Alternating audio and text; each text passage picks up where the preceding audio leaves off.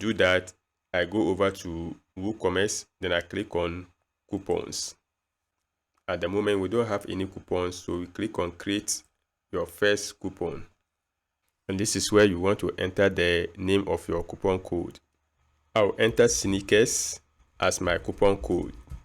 You can give it a description, which is optional, so I'm not going to do that. Going down, under discount type, I want to change it to percentage, and I'll set the percentage to 25.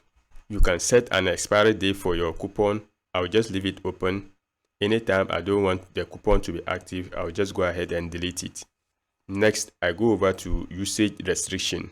You can set minimum spend and maximum spend. And what this means is that if I enter maybe 100 Ghana cedis or whatever currency you are using, it means that for users to benefit from this coupon code, the minimum amount they should spend is 100 Ghana cedis. And maximum too, if I enter maybe 500, the maximum amount they need to order before they benefit from the code is 500 Ghana cedis. I'll leave it open. So any amount any customer is buying, they'll be able to benefit from the coupon code. Next, we have individual use only. If you check this, it means that this coupon code cannot be used with other coupon codes you'll be having on your website. I'll leave it unchecked. Next, I have exclude sale items. For sale items, it means that you have already discounted the prices of your products, so you may not want to apply coupon codes to them again. So I will check this. Going down, you can also set some parameters here by adding products you want the coupon codes to affect, or excluding products you don't want the coupon codes to affect.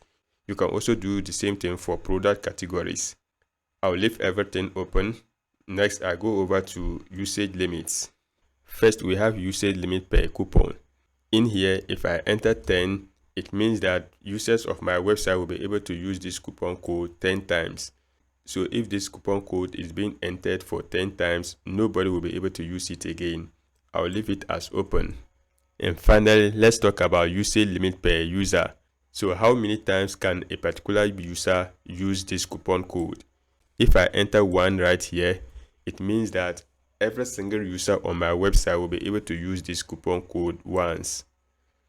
I'll leave it as open so that users will be able to use it an unlimited number of times. All is set. I click on publish to save the coupon code. So that's it on how you can add coupon codes onto your website.